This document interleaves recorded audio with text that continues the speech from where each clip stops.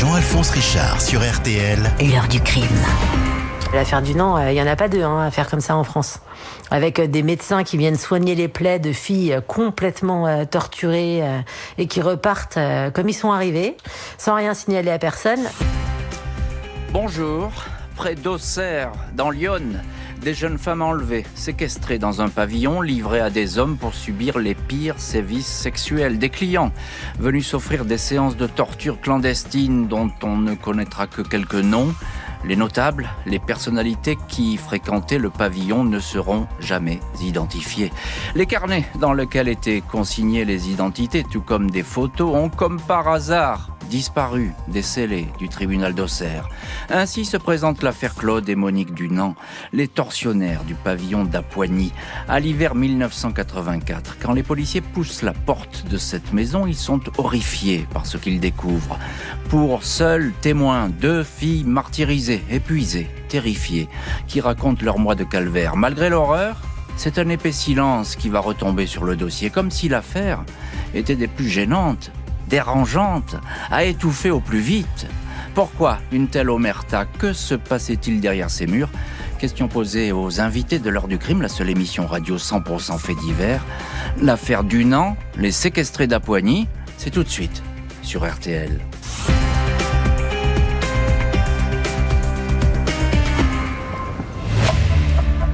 Vendredi 20 janvier 1984, Huguette, 19 ans, vient frapper à la porte de sa mère, à Auxerre. Elle flotte dans sa robe légère alors qu'il fait un froid glacial, tellement amaigrie et éreintée que sa mère a du mal à la reconnaître. Huguette vient de parcourir 8 kilomètres à pied. Elle est à bout de force. Elle explique qu'elle s'est échappée du pavillon d'Apoigny où elle avait été embauchée comme garde-malade 3 mois auparavant. Elle y a subi un calvaire. La jeune femme est couverte d'ecchymoses, de brûlures, essentiellement sur la poitrine. Une cicatrice en forme de croix gammée est visible sur le sein droit. Les chevilles, les poignets, le cou portent des traces d'abrasion causées par des liens ou des colliers. Les parties génitales témoignent d'agressions répétées. Huguette est immédiatement hospitalisée. Le médecin qui l'examine, le docteur Jean-Pierre Lausier, est abasourdi. En 30 ans d'exercice, il n'a jamais vu cela. La patiente annonce qu'une autre fille est dans le même état dans le pavillon d'Apoigny. Il faut la libérer. Le docteur prévient le commissariat. Samedi 21 janvier, les policiers d'Auxerre entendent Huguette. Cet enfant de la DAS né dans un milieu précaire, longtemps ballotté de foyer en foyer, raconte avoir répondu à une petite annonce le 10 octobre dernier. Nourri et logé pour s'occuper d'une personne handicapée. 2 jours plus tard, Huguette s'est retrouvée dans un lotissement, un pavillon, au numéro 12 de l'allée des Violettes, à Apoigny, accueillie par Claude et Monique Dunant. Lui, grosses lunettes, moustache, elle, brune, coupe au carré. Ce jour-là, il y avait aussi un homme qui se présentait comme architecte. On a jeté sur elle une couverture, puis elle a été placée dans une chambre. Claude Dunant l'a insultée, attachée, frappée, laissée nue sans nourriture pendant 2 ou 3 jours. Ensuite, les supplices ont commencé dans le studio du sous-sol, une salle de torture aux murs capitonnés. Elle était nue, cagoulée, attachée. Son premier tortionnaire était un Allemand. Puis les hommes, au total une trentaine selon elle, se sont succédés, régulièrement punis et violés. Elle a bien cru qu'elle allait mourir ici. À l'arrivée des clients, qu'elle ne voyait pas, elle devait annoncer les prestations. 300 francs la brûlure de cigarette, 200 pour cravacher, 1500 le chalumeau. Huguette remet aux policiers d'Auxerre des photos et 2 carnets qui contiennent des noms. Elle les a dérobés en s'enfuyant. Elle répète qu'une autre jeune femme, Michaela, a elle aussi été enlevée. Elle est séquestrée. Elle subit les mêmes sévices qu'elle. Elle est en danger, répète Huguette. Le procureur d'Auxerre, René Meyer, et le juge d'instruction, Jacques Bourguignon, préfèrent temporiser. Ils veulent attendre que des clients soient présents au pavillon avant d'intervenir. Le SRPJ de Versailles n'est prévenu que le dimanche soir. Et voilà donc le premier acte de l'affaire Dunant qui va être bientôt révélé au grand public. Affaire des plus choquantes.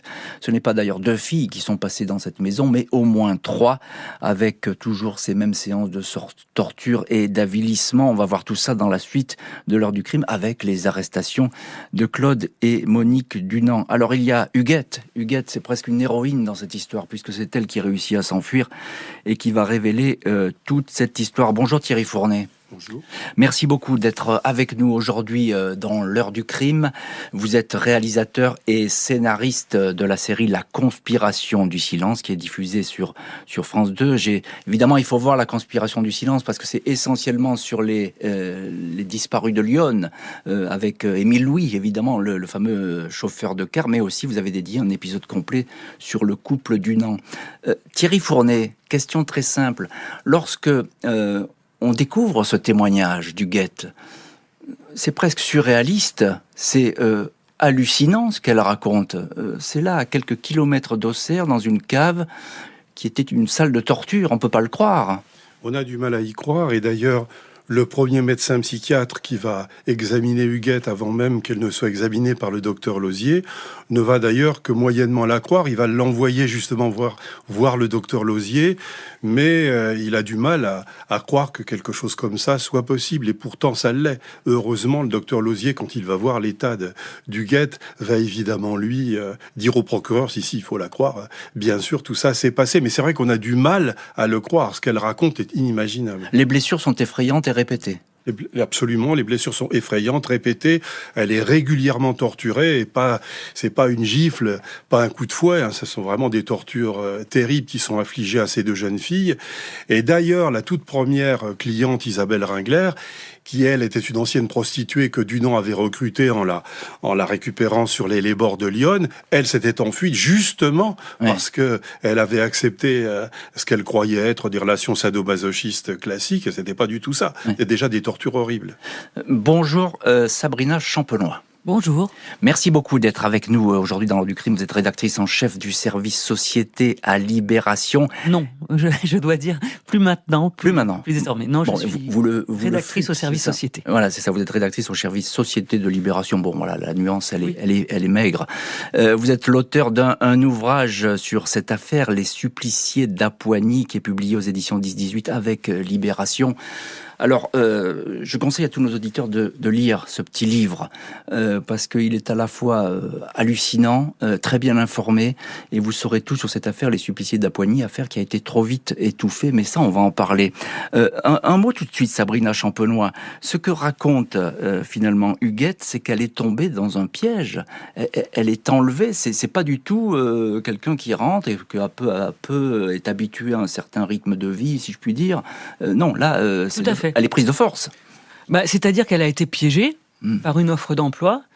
Dunant avait fait miroiter par annonce un poste de garde-malade, disons, d'une vieille dame, avec ce bonus inestimable d'avoir un petit studio pour son propre confort. C'est ça. Et il faut savoir qu'Huguette, à ce moment-là, était dans une précarité assez grande, puisque elle était enfant de la DAS, et qu'elle venait juste de perdre ses droits. C'est-à-dire que désormais, c'est ce qu'on appelle une sortie sèche, et désormais, il faudrait trouver un gîte, un couvert, enfin un abri. Et donc, elle voit cette annonce, et elle saute sur l'occasion, d'autant plus qu'il y a cette possibilité d'être logée. Et à partir de là, alors, il faut savoir quand même que Dunant a fait une sorte d'entretien d'embauche avec sa femme, dans un café. Tout s'est bien passé, ils étaient très rassurants, monsieur et madame tout le monde, des quinquas de base, et donc Huguette a suivi. Huguette a suivi sans se méfier. Et c'est très important ce que vous dites, Sabrina Champenois, parce qu'on va le voir, ces filles qui sont captées par le couple Dunant, ce sont des filles fragiles. Elles sont exposées souvent de la DAS, elles n'ont pas beaucoup de famille, etc. Elles sont un peu à droite à gauche, c'est compliqué. Encore une question, Sabrina Champenois. Dans ce pavillon, tout est organisé comme une espèce de prison. Les sadomasochistes diraient c'est un donjon sadomasochiste avec cette cave qui est organisée. Oui, alors donjon, je trouve que c'est assez... Non, c'est le terme. Non, mais je dirais quasiment générique. que c'est assez glamour. Ouais. D'après ce qu'a dit notamment Bernard Revès, qui était l'avocat de Monique Dunant, c'était un vrai cloaque, puisque lui, il y est allé et il décrit il dit, il faut imaginer un truc, mais vraiment, un cloaque répugnant, avec des outils partout, comme un garage, mais dédié à la torture. Dédié au crime, tout simplement. Dédié au crime, à la torture tous azimuts, avec la fameuse croix de Saint-André, qui est un dispositif connu dans les milieux BDSM, avec tout ce qu'il faut, tous les outils nécessaires pour torturer. Alors, j'ai pas envie d'entrer dans les détails. Bien sûr, mais on ne rentrera pas dans les détails. Tellement ils sont sordides. Bien sûr, vous avez raison. Mais c'est vraiment une boîte à outils maléfique. Oui, Voilà. c'est ça. C'est une boîte. Vous l'avez très très bien exprimé, une boîte à outils maléfique. On rentre. Il ne faut pas oublier que les filles sont contraintes d'entrer. C'est très important de le dire. Elles ne viennent pas pour leur plaisir dans ce pavillon de la banlieue d'Auxerre. Thierry Fournet, quelque chose qui est important aussi, c'est que Huguette, elle a été massacrée. Elle arrive, elle a perdu énormément de poids. Quand le médecin la consulte, il n'en revient pas. Elle a eu cette présence d'esprit de voler des agendas, des photos. Elle a embarqué ce qu'elle a pu. Et là, elle est en toute confiance. Elle les donne aux policiers, ces éléments. C'est important, ça, parce qu'il y a presque beaucoup de choses. Il y a beaucoup de choses dans ces carnets. Tout à fait. Il y avait théoriquement la liste des clients particuliers avec leur numéro de téléphone, etc. D'abord, il faut expliquer qu'Huguette s'échappe aussi pour Michaela, c'est-à-dire que elle est très motivée par le fait qu'il y a une autre fille, et alors que jusque-là, elle n'avait pas tenté de s'échapper pendant les 3 mois où elle a été présente là, d'un seul coup, elle se motive d'autant plus et elle profite d'une possibilité pour le faire. Et évidemment, le fait d'emmener les carnets, pour elle, c'était prouver que ce qu'elle disait était vrai. Voilà, c'était une vraie victoire. Et bon, Dieu sait que par la suite, ces carnets-là vont avoir... Et juste un petit mot, le procureur, il n'est pas pressé d'intervenir. Non. Il y a une personne en danger quand même dans un pavillon. Elle explique, attention, elle subit les mêmes sévices que moi. Mais alors là, excusez-moi, mais le procureur d'Auxerre et le juge d'instruction, qui s'est par ailleurs beaucoup illustré dans l'affaire des disparus d'Auxerre, on pourra en parler, ça va pas très vite. Non, pas du tout. Et ça, c'est une vraie question. Pourquoi mettent-ils 3 jours à prendre une décision ? En plus, ils veulent absolument délocaliser, c'est-à-dire qu'ils préviennent le SRPJ de Versailles plutôt que les gendarmes locaux qui connaissent bien les lieux, qui sont... Donc, tout un tas de choses qu'on a du mal à comprendre aujourd'hui. La police va entrer dans le pavillon. Lundi 23 janvier 1984 au matin, le SRPJ de Versailles frappe à la porte du 12 allée des Violettes, à Appoigny. Claude et Monique Dunant ne semblent pas surpris par cette visite. La perquisition démarre aussitôt. Michaela, 22 ans, la fille dont leur a parlé Huguette, est découverte dans une chambre du premier étage. Elle est couchée nue sous une couverture et menottée. Dans la même pièce, il y a une vieille femme, sénile, une tante de Monique Dunant. Michaela est effrayée. Elle a cru que les policiers étaient des clients qui venaient la visiter. Elle porte des ecchymoses, des coupures, des brûlures de cigarettes. Elle est conduite à l'hôpital. La fille était dans le coltard. On a visité la cave. C'était aménagé en salle de torture. Je n'avais jamais vu ça, racontera le policier Michel Vialat dans Lyon républicaine.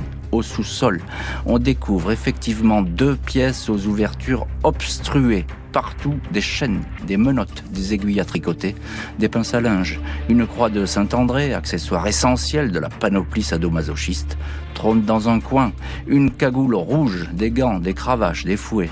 La liste des tarifs des sévices est retrouvée. Les policiers saisissent des agendas et des documents. Lundi 23 janvier, Claude Dunant, voyageur de commerce pour une marque de produits surgelés, et son épouse Monique, comptable à mi-temps, 51 ans, tous les deux sont en garde à vue. Ils avouent sans difficulté les séquestrations, les viols, les actes de barbarie. Huguette, la victime qui a dénoncé le couple, avait parlé d'une 3e fille promise au supplice devant elle. Claude Dunant s'était vanté de l'avoir tuée. Dunant confirme le passage au pavillon de la 3e fille, mais il ne l'a pas tuée. La fille en question est en effet toujours vivante. Elle s'appelle Isabelle Ringler, la première à avoir été séquestrée Un client, le dénommé Christian Grima, sans doute épris d'elle, avait menacé Claude Dunant de tout raconter. S'il ne la libérait pas, Isabelle avait pu partir, remplacée aussitôt par Huguette. Lundi 30 janvier 1984, le journal Lyon Républicaine titre à la une « Séquestré à Appoigny ». Les journaux parisiens, le Parisien libéré, Détective, Libération, débarquent. Sur place, personne ne semble vraiment connaître les Dunant, installés dans ce lotissement depuis 3 ans. Ils ont vécu auparavant en Afrique, où ils ont fait de mauvaises affaires. Ils ont 2 grands garçons, 20, 22 ans, qui n'habitent plus ici. Claude Dunant est présenté comme un homme travailleur, très sympathique. Monique est beaucoup plus discrète. Personne ne semble au courant des visites au pavillon. Quelques rares clients sont identifiés. Outre Michel Grima, le sauveur de la première victime, on recense un pompiste, un ingénieur, un Parisien féru de sadomasochisme, un retraité, un médecin d'Auxerre, ami des Dunant, accouru en urgence au pavillon pour soigner Huguette. Il avait déclaré qu'elle était hors d'usage, a préféré se suicider juste après les arrestations. Et ces fameux clients, malgré des listes, malgré des registres et même des photos qui ont été récupérées tout d'abord par Huguette, la séquestrée, puis ensuite par les policiers, eh bien tous ces clients vont être pour le moins difficiles à identifier. C'est vrai que les victimes étaient cagoulées, c'est vrai qu'elles n'ont pas vu leur visage, mais combien d'hommes ont fréquenté ce pavillon d'Appoigny? Il y en aurait une trentaine, peut-être une quarantaine ou peut-être une cinquantaine, on ne sait pas. Donc on va voir dans le prochain chapitre qui va être là au procès du couple tortionnaire. Peut-être y aura-t-il des clients, mais ça on va le voir dans la suite de l'heure du crime. Alors je l'ai dit, ce décor, on va pas trop y revenir parce que c'est très pesant. Il dépasse l'entendement. C'est vraiment le pavillon des tortures, comme on a pu le décrire, et d'ailleurs qui choque beaucoup les policiers. Les policiers du SRPJ de Versailles sont très très choqués par ce qu'ils voient. Sabrina Champenois, vous êtes avec nous dans l'heure du crime, journaliste à Libération, auteur du livre Les suppliciés d'Appoigny, qui est publié aux éditions 10-18 avec le journal Libération. On le dit et on le redit, Sabrina Champenois, mais c'est très important de le répéter, ces filles victimes du couple Dunant, elles sont vulnérables, elles sont fragiles. Pendant des années, elles n'ont pas osé se rebeller. Il y en a une qui s'enfuit, elle fait presque un exploit, parce que là, c'est terrifiant ce qu'elle raconte. C'est incroyable de la part de Huguette d'avoir eu à la fois... Ce réflexe. Oui, ce sursaut de vie, et puis d'avoir songé en même temps à prendre ces documents qui vont prouver, qui sont censés prouver en partie ce qu'elle va raconter. Mais effectivement, toutes les deux, Huguette comme Michaela, ont en commun d'être toutes les deux des jeunes filles en très grande précarité, puisque toutes les deux issues de la DAS, elles ne se connaissaient pas avant, et toutes les deux diront que lors de leurs entretiens d'embauche, on va dire, elles ont dit à Dunant, au Dunant, qu'elles étaient de la DAS et qu'elles avaient absolument besoin de ces petits boulots. C'était pour elles une question de survie. Donc évidemment que ça permet à Dunant de se dire que, eh bien voilà, il sait pertinemment que un enfant de la DAS, c'est quelqu'un qui ne bénéficie pas d'un réseau familial solide, qu'on va pas forcément rechercher très vite, etc. Et donc voilà, c'est comme ça qu'elles ont été piégées. Elles vont pas le dénoncer, cet homme, elles vont pas dénoncer ce couple, c'est ce qu'il se dit Dunant. Effectivement, là, il a une matière facile à pétrir et comme ça à jeter dans cette cave. Alors, venons-en, Sabrina Champenois, encore une question, parce que c'est important, il y a ce couple Dunant. Finalement, ils sont pas là depuis très longtemps dans ce lotissement, ils sont... Mais pour ce qui est étonnant, et c'est d'ailleurs dans votre livre, Les suppliciés d'Appoigny, moi j'ai trouvé ça, c'est très étonnant, c'est qu'on a l'impression que il a déjà beaucoup de relations, Dunant. Il y a du monde qui vient à lui. Il y a notamment ce médecin. Il va appeler un médecin pour soigner Huguette. Alors ça, il faut nous raconter parce que c'est effrayant, cette histoire. Alors Huguette était évidemment en mauvais état et elle a eu une infection à la poitrine qui, pour le coup, nécessitait vraiment l'intervention un avis médical. Donc, il fait venir ce médecin, entre guillemets, je pense, parce que quand même, et qui va vaguement donner une crème pour traiter la plaie. Cautériser la plaie. Voilà. Et donc, il va avoir cette phrase en disant, de toute façon, elle est hors d'usage. Là. Il parle de matériel. Hors d'usage. Oui, il parle de matériel. Elle ne sert plus à rien. Il va falloir changer le matériel.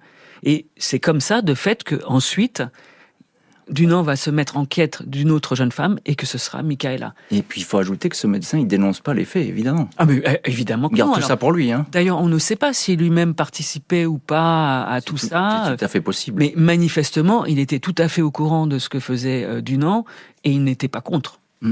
Thierry Fournet, vous êtes avec nous également dans l'heure du crime, réalisateur, scénariste de la série La Conspiration du silence, qu'on peut d'ailleurs retrouver sur France TV, formidable documentaire sur effectivement toutes ces affaires en Saône-et-Loire et dans l'Yonne, et vous avez dédié un épisode de cette série au couple Dunant. Justement, dites-nous, le couple Dunant, qui fait quoi dans ce couple ? Qu'on trouve d'ailleurs sympathiques, ils sont discrets et sympathiques, voilà comment on les décrit.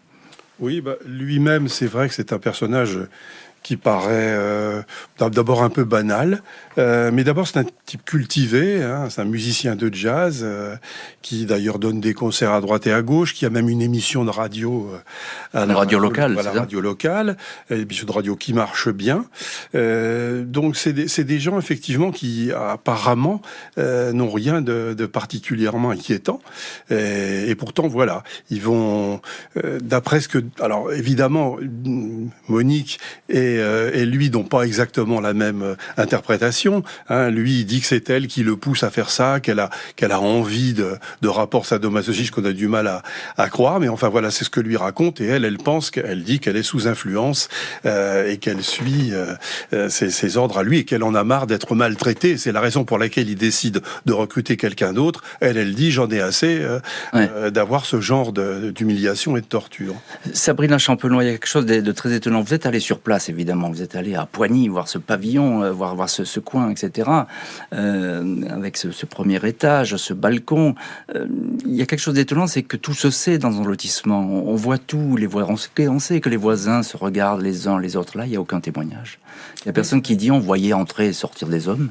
En tout cas, tout le monde semble être tombé de l'armoire, entre guillemets, à Poigny quand l'affaire a éclaté. Le voisinage décrit vraiment, effectivement, un couple de monsieur et madame tout le monde. Alors, on note quand même que certains trouvent que Monique Dunant s'habille un peu trop court, un peu olé olé, mais sinon, rien de particulier. Et effectivement, on peut se poser la question, mais il semblerait quand même que Dunant ait mis au point un système assez efficace, puisque en fait le pavillon était à côté en bordure de forêt, on va dire, et donc il était tout à fait possible de se faire déposer le long de la nationale et de traverser un petit bois pour arriver au pavillon et passer, et le faire de manière assez discrète. Et de passer inaperçu. 7 ans après les interpellations, un curieux procès à Auxerre.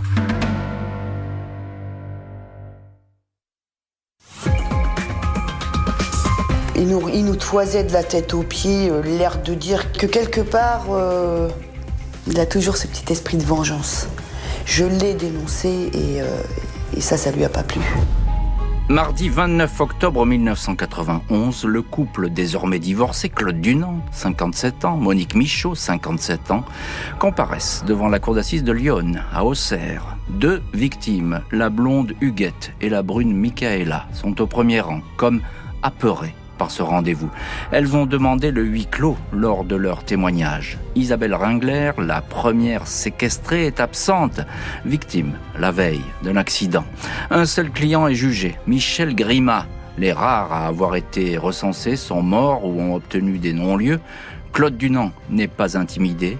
Au grand désarroi des victimes, il comparaît libre, une association de réinsertion ayant ses entrées à la mairie d'Auxerre, mais aussi au ministère de la Justice, avait réussi à le faire libérer. Dunant, remarié, plaide coupable. Il accuse son ex-femme Monique. C'est elle qui l'a poussé à transformer le pavillon en maison des supplices. Il l'a décrit comme une créature avide de sexe extrême, infidèle, dominatrice, une proxénète. Monique répond qu'elle a été brisée par Dunant. Elle l'accuse de l'avoir offerte, elle aussi, aux hommes. Elle n'a jamais eu la force de le dénoncer. Interrogé sur les clients du pavillon d'Apoigny, Claude Dunant ne donne pas de nom. Il répète négligemment qu'il y avait des gens importants. Impossible de savoir qui pourraient être ces gens important. Les carnets de Dunant, dont les agendas remis aux enquêteurs par Huguette ont disparu. L'avocat général se sent obligé de se justifier. Il ne faut pas croire ceux qui accusent la justice d'avoir couvert un certain nombre de clients. C'est absolument ridicule, déclare-t-il. Après 3 jours de procès, Claude Dunant est condamné à la perpétuité, 5 ans pour Monique Michaud, 2 pour le client, Christian Grima. Et on est là 7 ans après les arrestations. C'est beaucoup, 7 ans pour une enquête, 7 ans pour un procès. Alors il y a eu beaucoup de choses qui se sont passées et finalement bien peu de choses ont abouti. Et notamment l'absence des clients qui... Bon, tout le monde s'interroge à ce procès. Il n'y a pas de client, il y en a un seul, c'est Michel Grima. Et malgré le temps, évidemment, l'affaire est toujours très embarrassante. Sabrina Champenois, journaliste à Libération, vous êtes l'auteur de cet ouvrage sur cette affaire, Les Suppliciés d'Apoigny, qui sort aux éditions 10-18 avec le journal Libération. Sabrina Champenois, lorsqu'on vous lit votre ouvrage et que vous relatez ce procès, on sent que ces 2 filles qui étaient séquestrées, elles sont toujours dans la peur et dans la terreur de le tortionnaire. Elles osent presque pas le regarder. Mais bien sûr, parce que elles le diront d'ailleurs qu'elles ont senti que. Alors, il semblerait qu'au procès, il ait été tout ce que rapportent les gens qui y ont assisté, notamment la presse, décrivent quelqu'un de hâbleur, très sûr de lui, fanfaron, très sûr de lui, et qui regarde les victimes bien en face. Et elles se sont senties agressées. Il avait l'air d'être toujours le dominant et menaçant, quoi. Et le fait, parce que voilà, 7 ans d'instruction pour aboutir à quel résultat ? 7 ans d'instruction au même résultat. C'est-à-dire que, de toute façon, Monique et Claude Dunant ont avoué immédiatement, dès leur arrestation. Bon, Christian Grima, c'est un sous-fifre. Oui, c'est le client lambda. Bon, oui, et qui avait permis, en plus, de faire libérer la précédente Isabelle Ringler, ce qui est quand même hallucinant. Et c'est pour ça qu'il est là, d'ailleurs, parce qu'il a été identifié tout de suite. Voilà, tout à fait. À part ça, personne. Aucun autre des 40 ou 50 clients qui ont infligé ces supplices à Huguette et Michaela. Donc évidemment, on peut comprendre de la part des filles, l'inquiétude que ça peut nourrir. Qu'est-ce qu'il se passe ? Comment se fait-ce que la justice n'est pas si progressée que ça ? Mais Sabrina Champenois, où est-ce qu'ils sont passés, ces clients ? On les a pas cherchés ? On les a mal cherchés ? Ils sont décédés ? Ils sont ailleurs ? Qu'est-ce qui s'est passé ? Alors il y en a un certain nombre il y en a certains qui avaient été identifiés et qui sont morts, une dizaine, je crois. Mais pour le reste, manifestement, on ne s'est pas employé plus que ça à les chercher. Ou alors, il y a vraiment une incapacité à les trouver qui est étonnante. Une conspiration du silence, comme d'ailleurs dirait Thierry Fournet. C'est le titre de votre documentaire, Thierry Fournet, La conspiration du silence, sur France TV, avec un épisode qui est consacré au couple Dunant. Vous connaissez donc bien cette affaire. Thierry Fournet, déjà, cette audience, c'est très malsain tout ça, parce qu'effectivement, il y a les accusés qui se défendent, etc. Mais c'est pas ça qui est essentiel dans ce procès. Ce qui est essentiel, c'est qu'il y a des documents qui ont été perdus. On ne les retrouve pas. Il y a des listes de clients qui se sont égarés, entre guillemets. Et ça, c'est terrifiant. Oui, que sont devenus les carnets, on le saura jamais. L'avocat de Monique Dunant, Bernard Revest, dit en avoir vu un, et lui, il dit qu'aucun des noms qu'il avait vus sur ce carnet ne lui disait quelque chose. Il y avait simplement des marchands de chaussures, précise-t-il, de la région de Lyon, je crois. Mais bon, manifestement, de toute façon, il n'y avait pas qu'un carnet. Michaela explique qu'il y avait 4 carnets. On en retrouvera de toute façon qu'un, qui d'ailleurs ne sera pas là au moment de l'audience. On a quand même l'impression que le juge d'instruction, Jacques Bourguignon, n'a pas fait son travail. On n'a pas vraiment cherché qui étaient ses clients, parce que, en plus de ça, l'une des greffières s'est aperçue que dans l'un des carnets, il manquait 2 pages, avaient été arrachées. Donc, qui a arraché ces pages, on ne le sait pas. Comment ces carnets ont disparu, on ne le sait pas. Alors, c'est vrai qu'il apparaît que le greffe à Auxerre était plus que mal tenu à cette époque. Il n'y a pas que sur cette affaire-là, mais en particulier là-dessus. Et on va vraiment... La seule personne, en plus des Dunant, qui est inquiétée dans cette affaire, c'est Grima. C'est le seul qui, justement, aurait voulu dénoncer Dunant parce qu'il avait trouvé que le sort qui était réservé à Isabelle Ringler était inadmissible. Donc c'est le seul qui se révolte un peu. Et quelque chose d'étonnant, Sabrina Champenois, au sujet de ces carnets qui manquent. On ne sait pas où ils sont passés à ce moment-là. On ne sait pas s'ils ont été détruits, s'ils sont quelque part coincés dans un tiroir du greffe. C'est que l'accusation, le procureur, qui devrait porter, enfin, l'avocat général, qui devrait porter l'accusation, lui, à aucun moment, il réclame la fourniture de ces dossiers. Non, c'est balayé, en fait. C'est comme si c'était accessoire. Et ça, il rejette un peu la faute sur la rumeur véhiculée par les médias, etc. Et donc, il semblerait que quand même, il y a un ensemble de personnes censées rendre la justice qui balaye d'un revers de main un élément qui semble quand même décisif. Capital, central. Oui, absolument. 11 ans après le procès, la chasse au carnet secret est rouverte. Vendredi 1er juin 2001, Claude Dunant, 67 ans, condamné à la perpétuité, est libéré. Il n'est resté au total que 16 ans en détention. Bien entouré, il a pu bénéficier de la nouvelle loi sur la présomption d'innocence. Son avocate l'a présenté comme un détenu modèle. Dans une lettre, il annonçait vouloir vivre dans l'ombre et consacrer le restant de son existence à faire le bien autour de lui, à soulager la détresse et à aider et secourir. Libération anticipée acceptée. Huguette et Michaela, ses victimes, sont abasourdies. Leur avocat, maître Didier Seban, se renseigne sur le suivi de l'individu. Huguette dit avoir peur pour sa famille. Michaela, à propos retranscrit dans le livre Les suppliciés d'Apoigny, indique « La loi n'est pas juste, mettre un homme comme celui-là en liberté, mais il peut recommencer à tout moment ». Lundi 17 décembre 2001, l'inspection judiciaire lancée sur le fonctionnement du tribunal d'Auxerre et axée d'ailleurs sur les affaires des disparus de Lyon et Émile Louis aborde le cas Dunant. Les magistrats se renseignent sur la disparition du précieux calepin du tortionnaire. Au début de l'enquête, 4 agendas et 3 mémentos avait été placé sous scellé, le scellé numéro 14, scellé introuvable. Parmi les 25 scellés enregistrés par le greffe, il en reste seulement 4, dont un madrier et une échelle. Les inspecteurs retrouvent enfin la trace d'un agenda noir, mais 2 pages ont été arrachées. La plupart des cahiers auraient été brûlés en 3 fois, sur ordre du procureur de l'époque, Jacques Casal. L'inspection souhaite la poursuite des investigations. Inspection judiciaire tardive, mais inspection quand même. Thierry Fournet, vous êtes avec nous dans cette heure du crime, journaliste, réalisateur et scénariste de La Conspiration du silence, qui est diffusé sur France TV. Que de mystère, cette inspection, elle arrive à point, et effectivement, elle pointe vraiment des choses qui ne vont pas, notamment ces cahiers qui ont disparu et cette enquête qui a été étouffée, l'enquête Dunant.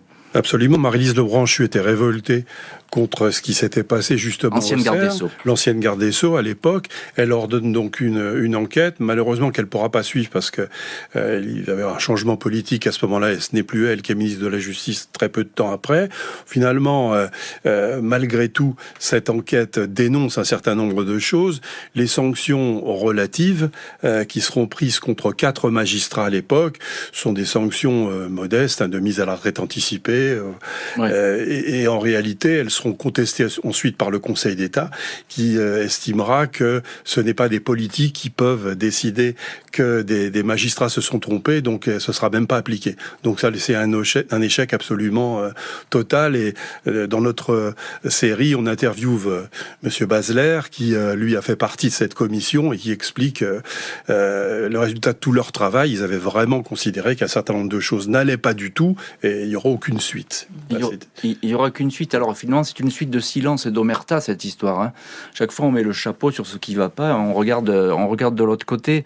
Sabrina Champelon, vous êtes avec nous également dans l'heure du crime, journaliste à Libération, auteur des suppliés d'Apoigny, qui est publié aux éditions 10-18 avec le journal Libération.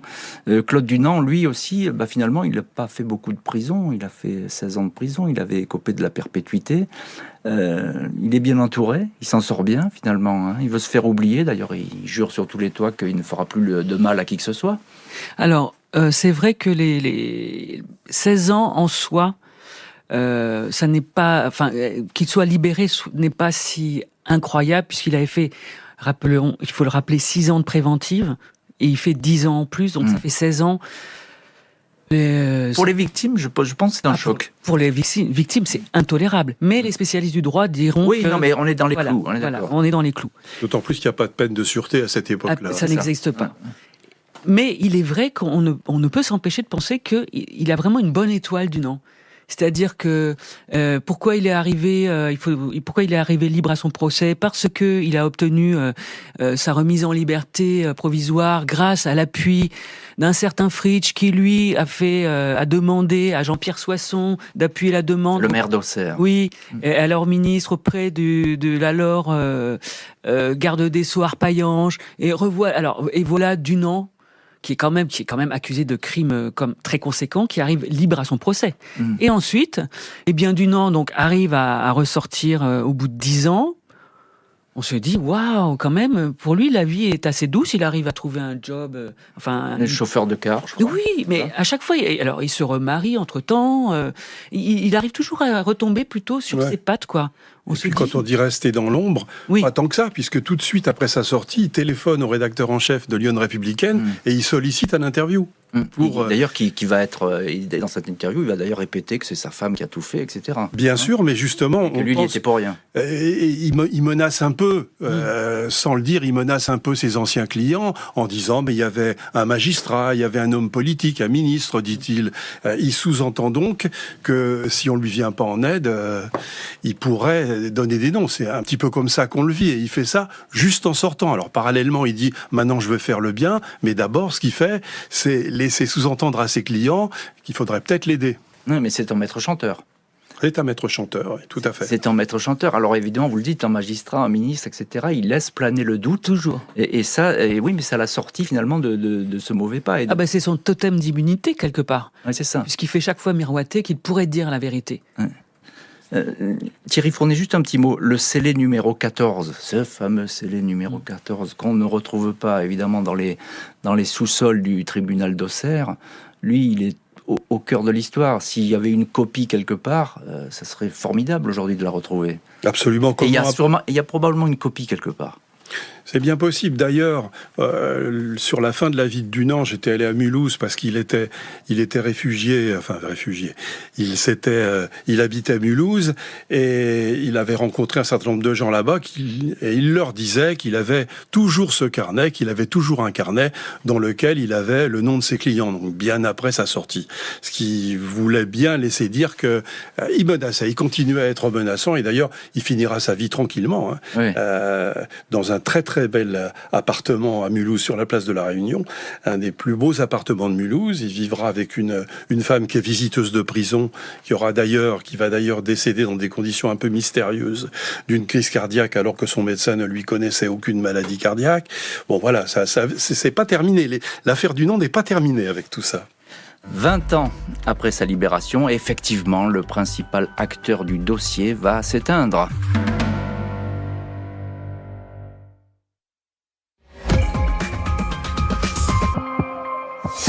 Jeudi 29 juillet 2021, Claude Dunant, 87 ans, meurt à l'hôpital de Mulhouse. Quelques années plus tôt, dans des interviews, il se disait choqué par des articles de presse et des reportages, rapprochant son affaire de celle des disparus de Lyon et d'Émile Louis. « Je ne connais pas Émile Louis, je ne l'ai jamais rencontré », affirmait-il dans le journal Lyon Républicaine. Hormis les deux victimes, Huguette et Michaela, les témoins de l'affaire Dunant ont disparu, un à un, parfois dans des conditions troubles. Monique Michaud, l'ancienne épouse de Claude Dunant, a fait une chute inexpliquée dans un escalier. Isabelle Ringler, la première séquestrée d'Apoigny, a, elle, été retrouvée empoisonnée. Apparemment, je suis restée que 3 semaines. Mais peu importe le temps qu'on reste. Les sévices, ils sont là. Et puis ils sont dans notre corps, ils sont dans notre tête, et puis on ne dort pas. C'est des trucs qui me reviennent sans arrêt, même encore aujourd'hui. Michaela, l'une des victimes des Dunant, du couple Dunant, c'était dans le documentaire Auxerre, la justice bafouée, diffusé sur TF1 en 2004. Documentaire réalisé par vous, Thierry Fournet. Vous êtes l'un de nos invités aujourd'hui dans l'heure du crime. Vous connaissez par cœur cette affaire. On fait une petite parenthèse. On a beaucoup cherché le lien avec Émile Louis, tueur en série, chauffeur de car. Enfin, on ne va pas refaire l'histoire d'Émile Louis, mais on n'a pas trouvé de lien entre les Dunant et Émile Louis. Non, il y en a très probablement pas. Lorsqu'on regarde les dates, ça correspond pas. Non, parce qu'Émile Louis était ou en prison ou parti au moment où se sont passés ces faits-là. Ça fait partie du fantasme, évidemment. C'est facile à imaginer qu'ils auraient pu se connaître et travailler ensemble, mais de mon point de vue, c'est extrêmement peu probable. En tous les cas, il n'y a aucun élément qui va dans ce sens. Alors, vous m'avez mis la puce à l'oreille tout à l'heure quand on discutait, Thierry Fournet. Évidemment, c'était un maître chanteur, hein, Claude Dunant. Il disait, voilà, parmi mes clients, il y a peut-être des personnalités, il y a peut-être un ministre, il y a peut-être un procureur, etc., etc. Donc ça, on n'a jamais eu la preuve de tout ça. Mais vous disiez que c'est pas fini, l'affaire Dunant, qu'il y a encore des secrets, que ça continue, c'est ça ? Oui, évidemment, on cherche toujours à savoir qui pouvait être. C'est au minimum 30 clients, il en reconnaît 30 à 40 lorsqu'on le rencontre dans un café à Mulhouse plus tard. Donc voilà, on peut estimer qu'il y a 30 ou 40 clients. Et on peut penser que aujourd'hui, il n'est pas impossible qu'un certain nombre se manifeste un jour, quoi, juste avant de passer l'arme à gauche, parce qu'ils ont envie peut-être de donner un éclairage nouveau sur cette affaire. Je pense que c'est possible.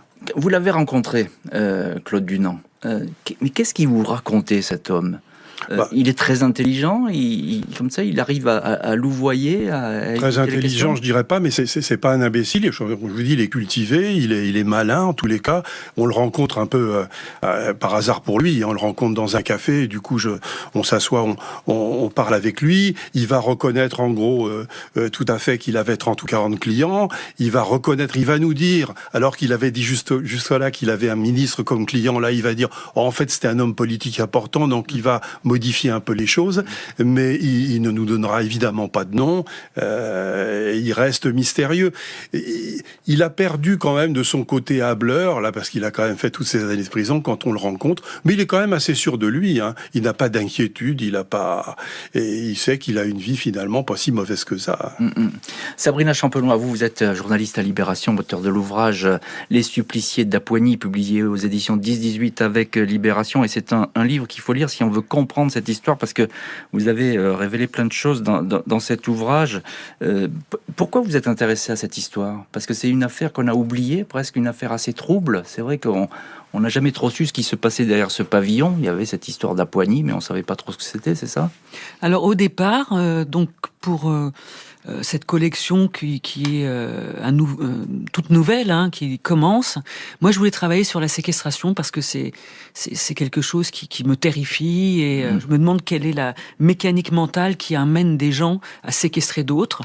Et puis, donc, j'ai regardé quelle séquestration avait pu se produire en France dans les années 80-90 et je découvre cette affaire d'Appoigny, et je trouvais intéressant qu'il y ait eu à la fois 2 jeunes femmes qui étaient séquestrées, que ça a été du fait d'un couple. Ce qui est rare, c'est vrai, vous avez raison. Qui est à la fois rare, et en même temps, on voit que la dynamique du couple, par exemple, chez les Fourniret, ça fonctionne plutôt pas mal parfois, hélas. Et aussi le fait que je n'en avais jamais entendu parler, alors que je m'intéresse aux faits divers.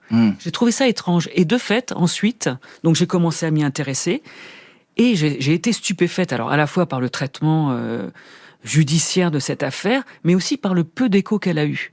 À la fois localement assez peu, de manière très sporadique. Au moment de l'échappée des filles, enfin de Huguette, ensuite au moment du procès, ensuite un petit peu au moment de la libération de Dunant, mais quand même ça n'a pas fait énormément de foin cette affaire, alors qu'elle est terrible. Mais c'est une grande question, moi, que je posais tout de suite, parce qu'effectivement, on se demande pourquoi si peu d'écho, pourquoi si peu de commentaires. Thierry Fournet, vous avez une explication là-dessus ? Non, cela dit, je rajoute, mais si on peut le dire, que la justice a freiné beaucoup pour qu'il n'y ait pas beaucoup d'écho, faut bien le dire. Ça c'est sûr, mais quand même on peut s'étonner que par exemple, si vous voulez, ça a été traité localement et assez peu par les journaux locaux, mais en tous les cas très peu sur le plan national. Pourquoi ? C'est difficile à comprendre. Je pense aussi que ça se passe dans les années 80 et ça se passerait aujourd'hui, je pense qu'il n'y aurait pas du tout le même traitement. Oui, je pense. On voit l'affaire. Et tant mieux. Voilà, et tant mieux. Aujourd'hui, on s'intéresserait à ces affaires-là. Mais à ce moment-là, ça passait un peu à l'as. Merci beaucoup Thierry Fournet et Sabrina Champenois d'avoir été aujourd'hui les invités de l'heure du crime. Merci à l'équipe de l'émission, rédactrice en chef Justine Vignot, préparation Marie Bossard, Lisa Canales, réalisation en direct Pierre-Yves Falson, et merci beaucoup les auditeurs d'être de plus en plus nombreux à nous écouter. Évidemment, on vous embrasse dans cette heure du crime et on se retrouve demain pour une autre heure du crime, toujours inédite et toujours en direct. Jean-Alphonse Richard sur RTL. L'heure du crime. L'heure du crime, présentée par Jean-Alphonse Richard sur RTL. Je trouve ça vraiment étrange qu'elle ait pu prendre une arme, qu'elle ait pu se donner la mort et qu'entre-temps, lui, il arrive, il constate, il décharge l'arme, il embrasse ma maman, il lui repose ses mains et là, il y a la cuisine, chercher son téléphone pour m'appeler. Le temps est trop court. Dans mon esprit, je sais qu'il est coupable. Bonjour. Marie-Claude Frantz était une femme dépressive qui ne croyait plus à la vie. Elle l'avait même écrit dans un message d'adieu. Quand Fabrice Frantz, son mari, l'a découverte sans vie dans leur chambre, il a tout de suite évoqué le suicide.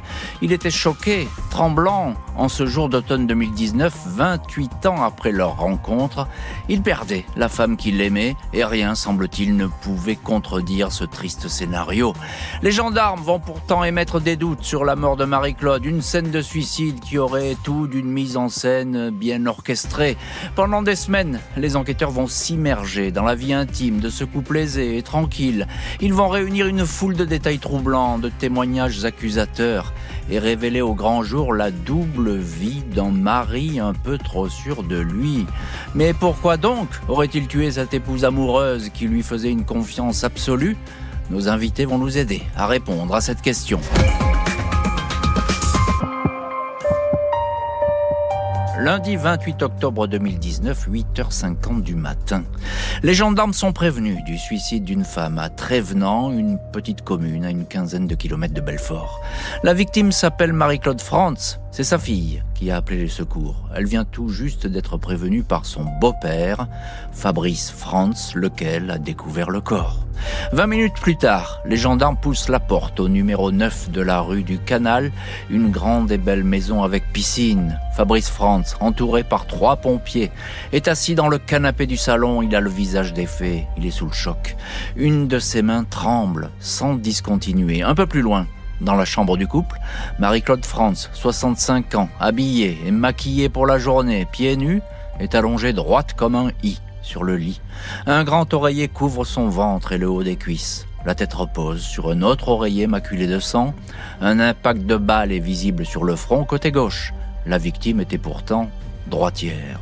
Le revolver, un Colt Python 357, est posé sur la table de chevet, le barillet ouvert. Un premier pompier dit avoir découvert la victime comme au garde à vous sur son lit. Il a entendu le mari prononcer entre 2 sanglots cette phrase « Tout ça pour de l'argent ». Fabrice Frantz, 54 ans, marié depuis 24 ans à Marie-Claude, raconte s'être réveillé vers 7h45. Son épouse s'est levée, elle s'est habillée. Ils ont pris ensemble leur petit déjeuner. Autour de 8h30, il s'est rendu dans la buanderie. Il a entendu une détonation. Il a retrouvé son épouse qui venait de se tirer une balle dans la tête. Sa main droite était levée au-dessus de sa tête. Sa main gauche retombait tout doucement. Je lui ai tenu les mains et je lui ai caressé le visage, dit-il. Il a pris le revolver qui lui appartient et l'a instinctivement vidé de ses munitions. Il est tireur sportif. L'arme se trouvait à l'étage, dans une armoire forte, la clé cachée dans un vase. Marie-Claude est allée la prendre à son insu. Il montre le texto qu'elle lui a adressé à 8h41 et qui signe son geste « Pardon de t'abandonner, mon amour, mais je ne supporte plus ce manque. Je t'aime », écrit-elle. Fabrice Frantz explique le suicide par l'état dépressif de sa femme, mais aussi à cause de la tension qui règne depuis plus d'1 an entre l'épouse et sa fille unique, Sandra, née d'une première union. Une mésentente pour une question d'héritage. Sandra et Carnot, la fille de la victime, émet des doutes sur le suicide de sa mère. Celle-ci avait une peur bleue des armes à feu et ne savait pas s'en servir. Sa mère était certes dépressive, mais elle n'avait jamais évoqué une telle extrémité. Sandra et ses filles avaient prévu de déjeuner avec Marie-Claude ce lundi à la Tuilerie, un restaurant de la région. Le matin, la maman a décommandé par SMS « Je n'ai pas dormi de la nuit, je ne viendrai pas te voir, tu me fais trop de mal, j'en ai marre de la vie. » Elle écrit encore « Tu es la même que ton père », une expression qu'elle n'employait jamais. Sandra ne croit pas que sa mère ait écrit ces messages, elle a des doutes sur son beau-père, Fabrice Frantz. Le suicide est la thèse qui paraît la plus évidente, mais les enquêteurs doutent tant le climat familial qui règne dans cette maison paraît tendu. Mais s'il ne s'agit pas d'un suicide, et si effectivement le mari est derrière cette mort, alors on peut se demander pourquoi tuer Marie-Claude Frantz? Elle l'aimait, ce mari, elle aimait sa famille. C'est absolument incompréhensible. Alors il faut revenir à ce matin du 28 octobre 2019, la découverte du corps sur ce lit. Elle est droite comme un i, vont dire les pompiers, ce qui est inhabituel sur une scène de suicide. Bonjour maître Jérôme Pichoff. Bonjour. Merci infiniment d'être avec nous au téléphone de l'heure du crime. Vous êtes avocat au barreau de Besançon. Dans cette affaire, vous défendez la fille et des frères et des sœurs de Marie-Claude Frantz. Et je cite le livre de Randall Schwerdorfer, La loi, publié aux éditions Hugo Doc, dans lequel vous êtes interrogé, vous racontez ce procès. Alors Fabrice Frantz, le mari, il est plutôt précis dans son récit, là. Il est sous le choc, mais tout de suite, il raconte quasiment tout ce qui s'est passé. En effet, il raconte le coup de feu qu'il entend depuis la buanderie et se situe et explique ensuite les gestes qu'il a fait, notamment le fait de désarmer cette arme, de retirer les munitions, de la poser sur la table de chevet. Ce qui est d'ailleurs surprenant parce qu'il a tout de suite les réponses aux questions qui peuvent se poser. Alors, le mari, effectivement, il parle d'une épouse dépressive. Et c'est le cas, effectivement. Marie-Claude Frantz, elle est dépressive. Marie-Claude est en effet dépressive, ça a été constaté, et d'ailleurs il n'a eu de cesse d'entretenir cette image et de la renforcer, puisque dans l'année qui précède son décès, Fabrice Frantz dit à tout l'entourage que son épouse est dépressive et même suicidaire, et qu'il craint un drame. Oui, et de toute évidence, elle est dépressive, c'est une femme qui s'est suicidée. Après tout, l'affaire paraît presque bouclée, j'ai envie de dire, maître Jérôme Pichoff. En effet, on est sur une apparence de suicide, une femme qui a des problèmes de santé, qui serait suicidaire et qui serait passée à l'acte. Donc les apparences sont tout à fait en faveur d'un suicide. Sauf qu'effectivement, il y a des choses qui vont pas dans tout ça et que petit à petit, on va trouver des détails qui sont plutôt très troublants. Bonjour Virginie Salvetti. Bonjour Monsieur Richard. Merci beaucoup d'être également vous au téléphone de l'heure du crime. Vous êtes journaliste. Vous avez beaucoup travaillé sur cette affaire et notamment pour le magazine Chronique criminelle. Alors Virginie Salvetti, le tir a eu lieu côté gauche. Alors on sait tout de suite, et tout le monde le dit, y compris le mari d'ailleurs, que Marie-Claude était droitière. Mais pourtant, les experts, ils disent c'est pas très clair. Oui, effectivement, peut-être elle a pu se suicider de cette façon, même si c'est pas très orthodoxe. Pour les experts, la thèse du suicide paraît peu probable, mais reste possible. Déjà, un tir de la main droite est tout simplement impossible. Mais un tir de la main gauche, pour une personne droitière, leur paraît complètement improbable. Mais pas impossible non plus. C'est juste que la position est très inconfortable. Ils privilégient, les experts, l'hypothèse qu'elle ait pu tenir l'arme avec les deux mains, même si, dans ce cas-là, pour la victime, ce qui aurait été compliqué, c'est de garder la tête bien droite. Pour résumer, le tir a pu être fait avec la main gauche ou les deux mains, mais ça interroge vraiment sur la manière totalement inconfortable de tenir l'arme. Virginie Salvetti, une question. Il y a ce couple, Frantz, territoire de Belfort, ils habitent une très belle maison, il y a une piscine, il y a tout ce qu'il faut, ils ont de belles voitures, c'est un couple aisé, d'ailleurs qui ne se cache pas. Ils ont fait fortune dans une société de spectacle, c'est ça ? Ça faisait 15 ans qu'ils avaient créé une société de spectacle ensemble, spécialisée dans la sonorisation et l'éclairage. Ils couvraient ensemble des événements, alors c'était aussi bien des foires que des festivals ou des plus gros spectacles. Et ils avaient une entreprise qui était leader sur le marché en Franche-Comté, qui tournait très bien. C'est un couple qui comptait pas ses heures, qui prenait jamais de vacances. Mais en tout cas, grâce à cette entreprise, ils se sont constitués un joli patrimoine. Ils ont acheté cette belle maison à Trévenant avec piscine. Ils avaient des voitures, des comptes en banque plutôt remplis, 2 assurances l'assurance vie. Et les affaires marchaient bien pour le couple Franz. Ah oui, les affaires marchaient bien. Maître Jérôme Pichoff, effectivement, il y a beaucoup d'argent derrière ce couple. Ça peut attirer les convoitises. Alors, pour l'instant, on ne fait pas trop de lien avec ce suicide, s'il s'agit d'un suicide. Mais effectivement, il y a une histoire d'héritage qui agite un peu toute cette famille, c'est ça ? En effet, il y a un patrimoine qui est conséquent, sans parler de fortune, mais en tout cas un patrimoine confortable. Et il y a eu une discussion patrimoniale assez récente qui s'est faite par rapport notamment à la question de l'héritage de la fille d'un premier lit de Marie-Claude Pourcelot. Eh oui, c'est ça. Et donc, effectivement, on peut commencer à se poser des questions. Virginie Selvetti, encore une question. La première qui a des doutes sur le suicide, et tout de suite, elle va le dire tout de suite aux enquêteurs, c'est la fille, Sandra, la fille je le précise, d'une première union de la victime.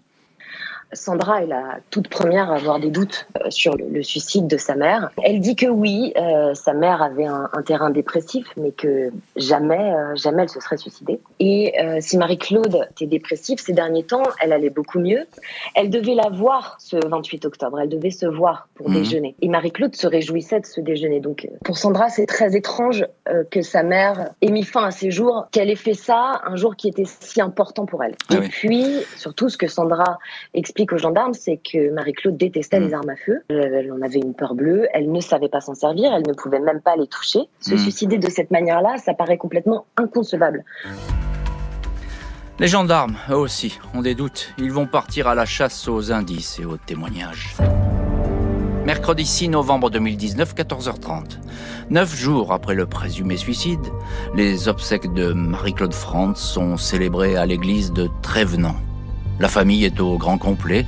L'autopsie a établi que le coup de feu est bien à l'origine du décès. Des traces d'antidépresseurs ont été retrouvées dans l'organisme de la victime, mais pas en quantité suspecte. Sandra, la fille de la victime, continue à faire part de ses doutes sur son beau-père auprès des gendarmes. Elle précise qu'au funérarium, Fabrice Franz l'a prise à part. Il lui a demandé d'arrêter de dire aux enquêteurs qu'elle avait des soupçons sur lui. Par contre, elle l'a entendu féliciter une voisine qui disait du bien de lui. L'enquête se penche sur le fameux désaccord autour de l'héritage familial. Interrogé, un notaire indique que Fabrice Franz a essayé de faire signer certains papiers à sa belle-fille, Sandra Ecarno. Un montage étrange qu'il n'avait jamais vu, dit-il. Il a mis en garde Sandra contre cette opération. Un tel projet risquait de la déshériter totalement, indique le notaire. Les SMS de Fabrice Franz démontrent effectivement que celui-ci était furieux du refus de Sandra d'accepter ce montage de l'héritage. Il avait alors demandé à son épouse de ne plus voir sa fille pendant quelques semaines. Fabrice Franz voulait-il hériter tout seul de tous les biens conséquents de son épouse ? Les gendarmes vont de surprise en surprise. Ils découvrent que le mari a une maîtresse, Isabelle. Le couple adultère se fréquente depuis plus de 3 ans. Ils se retrouvent clandestinement dans un hôtel de la région. Ils envisageaient même de vivre ensemble. Marie-Claude était-elle devenue un obstacle à leur union ? 4 mois après la mort de Marie-Claude, les gendarmes privilégient dans un rapport l'hypothèse criminelle. Ils désignent le mari comme un possible suspect. Mercredi 4 novembre 2020, Fabrice Franz et sa maîtresse Isabelle sont placés en garde à vue. La jeune femme est rapidement mise hors de cause. Le mari admet certes sa liaison extra-conjugale, mais il certifie que Marie-Claude était dépressive. La géolocalisation de son portable, qu'il ne quitte jamais jour et nuit, indique que dans les heures qui ont précédé la mort de l'épouse, il s'est déplacé à l'étage de la maison, là où se trouvait l'arme. Il dément, mais au fil des heures, en garde à vue, il apparaît de plus en plus perdu. Il finit par dire qu'il se revoit comme dans un rêve. Dans la chambre, il tenait un revolver. Il a été surpris par une grosse détonation. Il a été pris de panique. Il ne s'explique pas son geste. Il a sans doute écrit le message d'adieu de Marie-Claude, mais il n'est sûr de rien. Il affirme qu'il ne voulait pas la mort de Marie-Claude. Il l'a toujours profondément aimée. Oui, c'est moi qui ai tiré, dit-il. Mis en examen pour assassinat, écroué. Des aveux certes, mais des aveux pour le moins confus, on le voit, et vaporeux. On a l'impression qu'il raconte un rêve, cet homme, Fabrice Franz. L'enquête est loin d'être terminée, on va voir que ces déclarations du mari vont évoluer pour s'arrêter sur une version inédite et très surprenante. Ce sera dans la suite de l'heure du crime. Alors, on est là 4 mois après ce qu'on croyait être le suicide de Marie-Claude Frantz, même si les enquêteurs doutaient beaucoup de cette version, 4 mois donc après, et on retrouve dans cette heure du crime l'un de nos invités, c'est maître Jérôme Pichoff, avocat au barreau de Besançon, et dans cette affaire, avocat de la fille et des frères et sœurs de Marie-Claude Frantz. Maître Pichoff, question très simple, il est en garde à vue cet homme, et puis il va être mis en examen pour assassinat, écroué. Quels sont les éléments qui appuient la conviction des enquêteurs et du juge d'instruction ?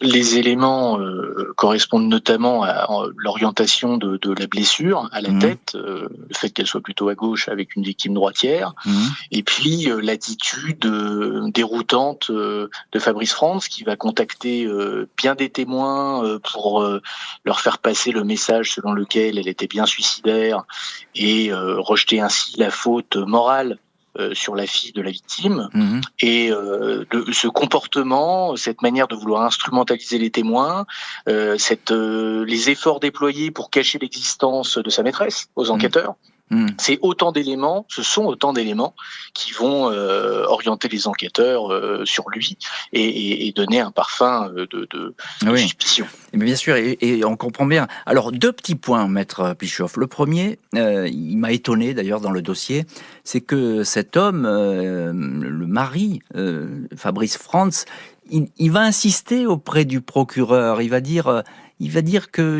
pas qu'il y est pour rien, mais qu'il n'a rien à voir dans cette affaire, etc. Il va même écrire, je crois, ce qui est étonnant dans ce genre d'affaires.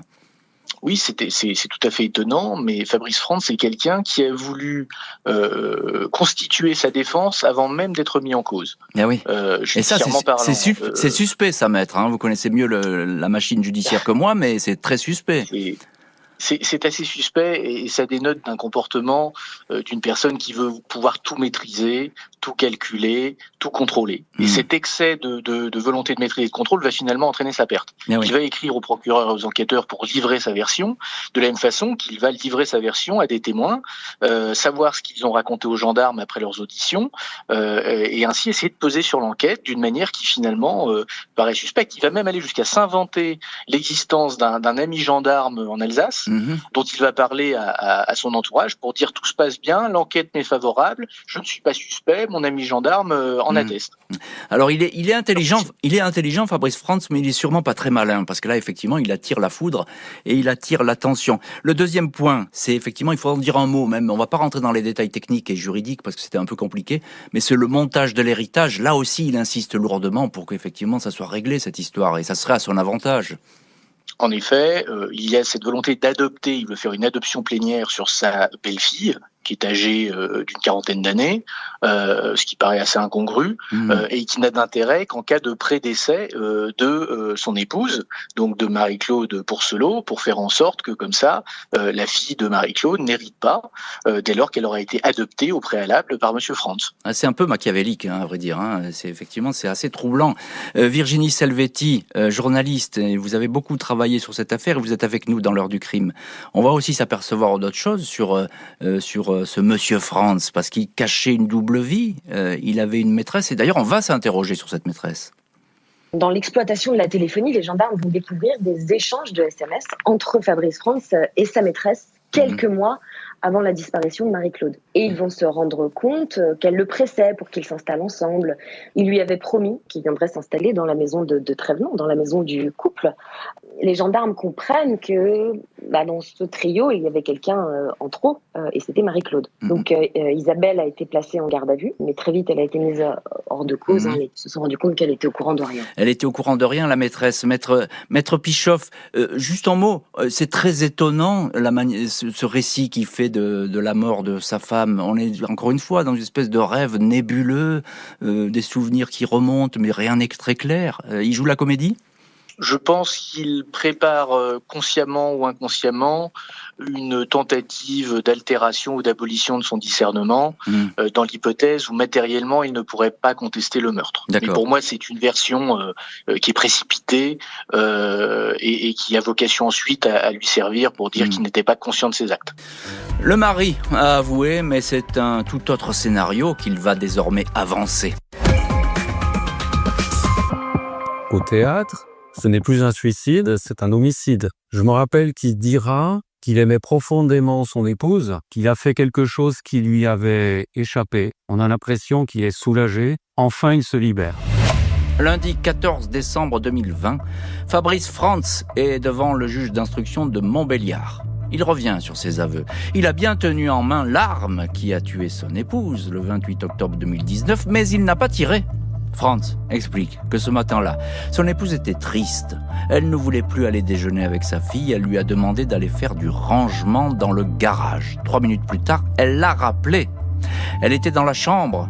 Elle tenait un revolver de ses 2 mains au-dessus du front. Je lui ai dit « Je suis là ».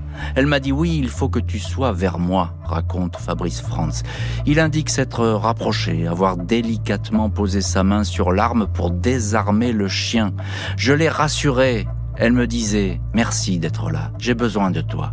J'ai pu enlever sa main gauche de l'arme, puis j'ai pu libérer la main droite et saisir la crosse. Le mari précise que Marie-Claude a bougé. Le coup est parti. J'étais en sanglots. J'ai saisi l'arme et j'ai crié, j'ai pleuré. Je me suis aperçu que son œil droit était ouvert et qu'elle avait regardé. C'était terrible. Je suis resté à pleurer devant elle, je ne sais combien de temps, assure l'époux. Fabrice Frantz explique que ces déclarations précédentes ont été faites sous la pression des enquêteurs. Il n'avait aucune raison de vouloir tuer Marie-Claude. Le mari affirme que le fameux projet d'héritage, qui aurait pu déshériter Sandra, la fille, était une idée de son épouse, et certainement pas de lui. Les experts insistent sur son appétit pour l'argent. Le rapport psychiatrique présente Fabrice Frantz comme quelqu'un qui affiche un sentiment permanent d'autosatisfaction et de réussite. Un homme qui ne supporte pas la moindre idée d'échec. Et voilà donc pour cette 3e version. Effectivement, ce mari, il évolue beaucoup dans ses explications. Fabrice Frantz, maître Jérôme Pichoff, vous êtes avec nous au téléphone de l'heure du crime. Vous êtes avocat au barreau de Besançon, avocat dans cette affaire de la fille et des frères et sœurs de Marie-Claude Frantz. Et vous nous aidez à mieux comprendre ce qui a pu se passer dans cette belle maison du territoire de Belfort. Alors, qu'est-ce qu'il faut penser de cette 3e version ? Parce que elle peut être cohérente, après tout. Il a essayé gentiment de la désarmer, de la calmer. Elle était sur le point peut-être de se suicider, en tout cas de faire un chantage au suicide. Il aurait récupéré l'arme, et puis là, catastrophe. Elle a fait un mauvais geste et le coup est parti. On peut y croire ou pas ? Alors, on aurait pu y croire. C'est une version qui est redoutable, puisqu'elle vient s'adapter aux conclusions de l'expertise balistique et médico-légale. Fabrice Frantz a pris connaissance des éléments du dossier, et la 3e version qu'il livre, qui est la version définitive, qui soutiendra lors du procès, est conforme aux expertises techniques, donc inattaquable sur le plan purement technique. Son seul défaut, c'est que c'est la 3e. Eh oui. Donc son seul défaut, c'est la 3e, ça vous le stipulez et vous l'affirmez. Ça veut dire que on pense qu'il a menti à chaque fois, c'est ça ? 3 versions, c'est 2 de trop. À partir du moment où il a soutenu au départ qu'il était dans la buanderie et qu'il l'a trouvée morte, une contradiction manifeste. 2e version, garde à vue, il tenait l'arme et il entend le coup de feu. 3e version, il tente de la désarmer. Donc ces versions successives le présentent quand même comme quelqu'un qui a menti, qui s'est adapté et qui a fini par accoucher d'une dernière version en conformité avec les expertises. Ça veut dire, maître Jérôme Pichoff, si je vous suis, que s'il avait réfléchi un petit peu, ce mari, s'il avait raconté cette dernière version en tout premier lieu et tout de suite dit j'ai essayé de la désarmer et puis c'est parti, je suis vraiment désespéré, et ça risquait de passer. Ça aurait pu passer. Ça aurait pu passer s'il avait soutenu depuis le début cette version et anticipé sur les conclusions médico-légales et balistiques, ce qui est difficile. Il aurait pu certainement tenter d'arracher peut-être un acquittement, compte tenu de la crédibilité technique de cette version. Ouais, ou peut-être effectivement bénéficier du crime parfait, parce que là, voilà, l'affaire était pliée. C'était véritablement un suicide, et lui, il est passé même presque pour un héros, parce que jusqu'au dernier moment, il avait essayé de désarmer cette femme désespérée. Virginie Selvetti, vous êtes avec nous dans cette heure du crime, vous êtes journaliste et vous connaissez bien ce dossier, vous avez travaillé dessus. Les psychologues, alors le mari, Fabrice Frantz, il le présente comme doué pour le récit, on le voit bien à travers toutes ces versions, doué par le récit, et il arrive à mettre en confiance les uns et les autres. Fabrice Frantz, c'est une personnalité narcissique, c'est quelqu'un qui a énormément d'égocentrisme, c'est quelqu'un qui est dans le contrôle aussi, c'est ce qu'ont relevé les experts, qui est capable d'instrumentaliser son entourage, c'est les mots des experts, et quelqu'un qui ne supporte pas l'idée de l'échec, il a cette capacité de self-control. Ah oui, c'est ça, et ça, on voit bien, il est accroché sur ses versions. Encore une question, Virginie Selvetti. Les gendarmes, eux, ils vont suivre une piste qui leur paraît évidente, c'est la piste de l'argent. Ils vont découvrir des mails que Fabrice Frantz a envoyés à son notaire dès 2017, c'est-à-dire 2 ans avant la mort de son épouse. Et dans ces mails, il demande clairement à son notaire comment il peut garder les actifs en cas de décès de son épouse, et surtout la maison sans rien donner à Sandra, dans le cas où Marie-Claude viendrait à décéder. Donc cette maison, qui est estimée à plus de 500 000 euros, il n'a manifestement pas envie de la partager. Il s'est rendu plusieurs fois chez son notaire.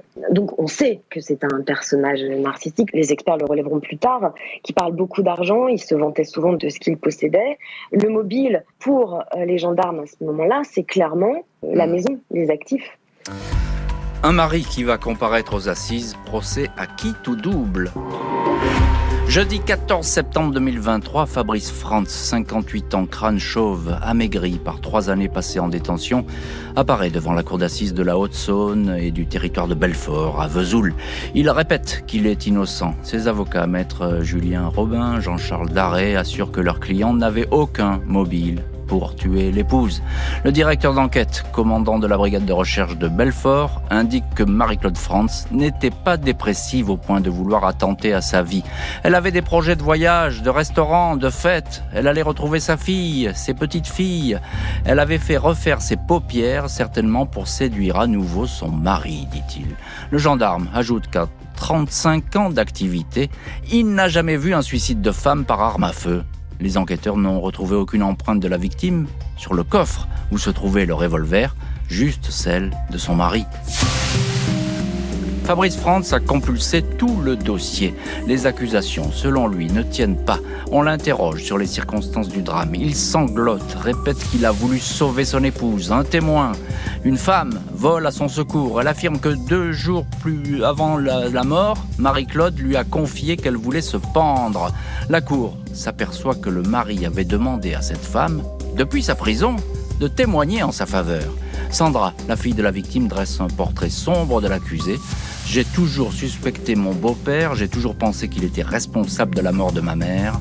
Jeudi 21 septembre, après 3h30 de délibéré, Fabrice Frantz est condamné à 30 ans de prison. » Et dans cette heure du crime, on retrouve l'un de nos invités, c'est maître Jérôme Pichoff, avocat au barreau de Besançon, avocat de la fille et des frères et sœurs de Marie-Claude Frantz. Merci encore, maître, d'être avec nous aujourd'hui dans l'heure du crime. Quel effet vous procure cet accusé dans son box ? Est-ce qu'il est conforme à ce que vous attendiez de lui et la manière dont il va s'exprimer ? Est-ce que vous êtes étonné par cette attitude ? Alors, je ne suis pas étonné car je l'ai déjà rencontré lors de la reconstitution criminelle sur les lieux, pendant l'instruction. Et je le vois tel qu'il m'est apparu à ce moment-là, donc quelqu'un qui connaît parfaitement son dossier, qui peut citer les numéros des cotes par cœur et qui maîtrise parfaitement le fond du dossier, notamment tous les éléments techniques, experto, matériels. Donc c'est un accusé qui présente une certaine adversité compte tenu de sa maîtrise de son sujet. Justement, Virginie Selvetti, vous êtes également notre invitée, vous êtes journaliste. C'est étonnant ce que dit maître Jérôme Pichoff. Effectivement, l'accusé connaît son dossier par cœur. Ça a étonné tout le monde que Fabrice Frantz ait relu les 12 000 codes de son dossier pour préparer sa défense, cherchant la faille. C'est un homme qui veut avoir réponse à tout. Ça montre aussi son côté hautain, cette vision un peu hautaine qu'il avait de la justice. Il est sûr de lui, il est vindicatif. Il est à la recherche de la petite erreur qui pourrait faire basculer le procès et amener l'acquittement. Oui, il cherche effectivement la petite bête, il cherche à semer le trouble. Maître Jérôme Pichoff, évidemment que la famille est là, la famille de Marie-Claude Frantz est là dans cette salle d'assises, et celle qui a mené le combat et qui a eu les premiers doutes et qui a eu beaucoup de courage parce qu'elle est allée voir plusieurs fois les gendarmes pour pointer du doigt son beau-père, c'est la fille. Elle est là, Sandra.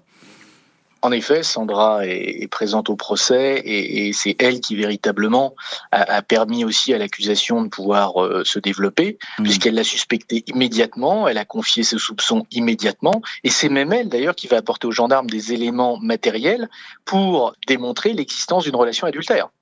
Voilà, donc elle a vraiment aidé les gendarmes dans leurs investigations, et lors du procès, elle fait face à l'accusé de manière très digne, tout comme d'ailleurs les frères et sœurs de la victime, qui ont toujours une attitude tout à fait remarquable, et en même temps qui décrivent une personne de manière tout à fait négative. Mais justement, il sanglote, Fabrice Frantz.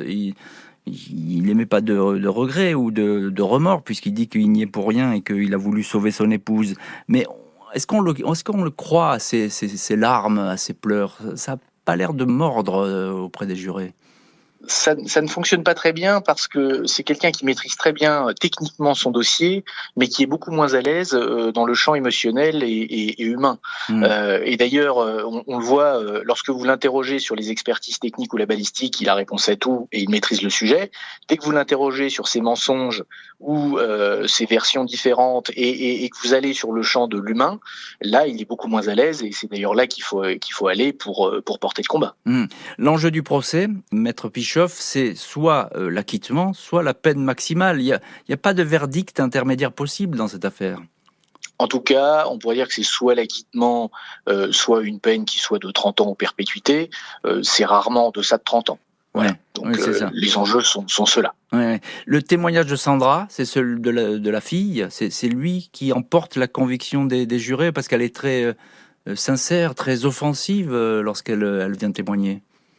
Alors, c'est un élément clé du procès, sans dire qu'il s'agit c'est une somme d'éléments, un procès, mais c'est certain que sur le plan de l'émotion, de l'empathie, son témoignage a porté, puisqu'elle est dans la situation de la victime collatérale, puisque sa mère a été tuée, qui au départ a été présentée comme étant responsable du décès de sa mère, puisque Fabrice Frantz a fait porter la responsabilité morale du prétendu suicide sur Sandra.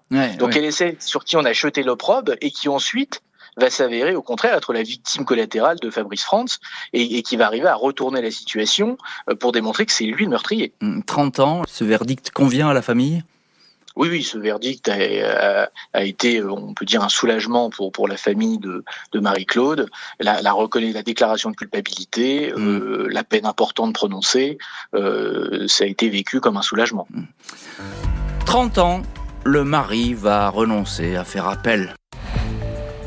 Jeudi 5 octobre 2023, les avocats de Fabrice Frantz annoncent que leur client ne fera pas appel de sa condamnation. Monsieur Frantz veut éviter à la fille de sa femme de revivre ce drame lors d'un nouveau procès, commente maître Jean-Charles Darret. Choix tactique aussi, s'il avait été à nouveau condamné en appel, l'accusé risquait cette fois d'écoper d'une peine de sûreté. Sandra, la fille de Marie-Claude, se dit soulagée. Selon elle, justice a été rendue. Ma satisfaction aurait été totale si l'accusé avait reconnu l'assassinat et formulé des regrets, indique-t-elle dans l'Est républicain. Il a détruit ma famille, il a détruit mes enfants. Mes filles, elles ont énormément souffert de la perte de leur mari. Et tout ça, ça a vraiment changé le cours de nos vies. J'ai perdu ma maman, mais ça a détruit une partie de ma vie aussi. Le témoignage de Sandra, la fille de Marie-Claude, dans Chronique criminelle diffusée en février 2024, témoignage poignant. Maître Jérôme Pichoff, avocat au barreau de Besançon, vous l'avez défendu, Sandra, la fille de la victime, et vous défendiez aussi également lors du procès les frères et les sœurs de Marie-Claude Frantz. C'est une famille qui a été qui restait digne, vous le disiez. C'est une famille qui est discrète, elle s'est jamais trop affichée, elle a cherché toujours la vérité, mais elle a été complètement disloquée par cette histoire. Ça a été une épreuve terrible pour eux, puisque bien évidemment c'est un drame brutal et de surcroît imputé à quelqu'un en qui ils avaient entre guillemets confiance, en tout cas qui était l'époux de la victime. Donc c'est une double trahison. Oui, et effectivement, ça s'est passé au sein de la famille. Il faut bien replacer ce contexte. C'est une vraie surprise aussi, parce qu'évidemment, personne ne soupçonnait cet homme de faire un tel geste. Ou bien il y avait des signes avant-coureurs, Maître Pichoff? Alors, sur son intérêt pour l'argent excessif, des signes avant-coureurs existaient, mais de là à imaginer qu'il pourrait aller jusqu'à concevoir le meurtre de son épouse, ça, en amont, ça paraissait quand même difficile à concevoir. L'engrenage, selon vous, qui a conduit à cette tragédie, c'est quoi ? C'est l'argent ? C'est la paranoïa ? Il s'est enfermé dans une espèce de système où le seul moyen d'en sortir, c'était de tuer cette épouse qui peut-être le gênait. C'est difficile à comprendre. Alors c'est l'argent et cette relation extra-conjugale. C'est le fait d'avoir cette maîtresse avec qui il veut refaire sa vie, mais sans sacrifier la moitié de son patrimoine dans un divorce avec son épouse. Donc on est sur des ressorts qui sont à la fois passionnels et crapuleux et par l'appât du gain. Et donc profondément humain. Oui, tout à fait, et des ressorts psychologiques. Avec lui, c'est moi. Et il a vu son intérêt avant tout. C'est ce qui apparaît à travers la lecture de ce dossier. Virginie Salvetti, vous êtes journaliste et vous êtes avec nous depuis le début de cette heure du crime. Vous avez beaucoup travaillé sur cette affaire, l'affaire Marie-Claude Frantz. Est-ce que Fabrice Frantz, à un moment donné, est-ce qu'il a exprimé des remords, exprimé des regrets ? Il n'a exprimé aucun regret. La famille n'aura jamais d'explication de ce qui a pu se passer ce jour-là, de ce qui a pu pousser Fabrice Frantz à commettre l'irréparable. Il n'a rien donné pendant le procès, il n'a rien livré, il n'a donné aucune explication. Et même, il a eu une attitude plutôt hautaine, détachée, froide vis-à-vis de la famille. Il était un peu aveuglé, maître Jérôme Pischoff, cet homme, parce que effectivement, on peut se poser la question. Vous dites, effectivement, il y a tous ces ressorts psychologiques, etc., sans doute l'argent, mais vraiment, quel intérêt il avait à tuer ? Il était à bout pour faire ça. C'est tellement grossier, on comprend, on a du mal. Il est intelligent pourtant. Non, on est face à quelqu'un qui considère que son épouse est désormais pour lui un poids mort. Et c'est aussi terrible que cela, et ça ressort d'ailleurs des échanges qui ont été récupérés dans la procédure entre sa maîtresse et lui avant l'acte criminel.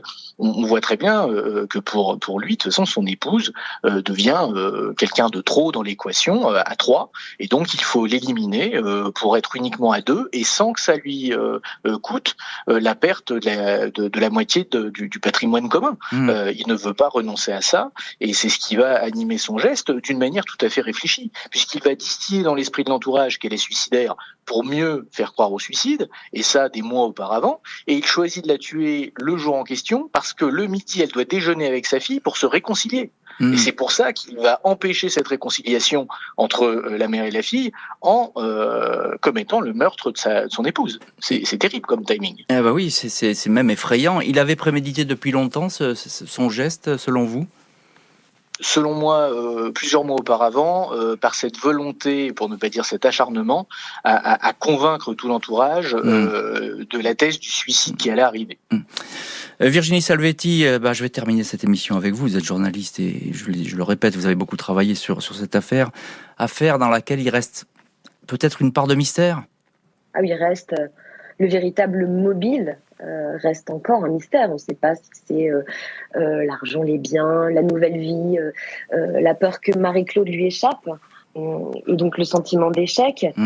En tout cas, ce que la Cour a retenu, c'est qu'il avait préparé le meurtre de son épouse. Ils ont retenu la préméditation, puisqu'il a été condamné à 30 ans de réclusion criminelle. Mais il n'a pas livré ses secrets, ni ce qui a pu le pousser à commettre l'irréparable.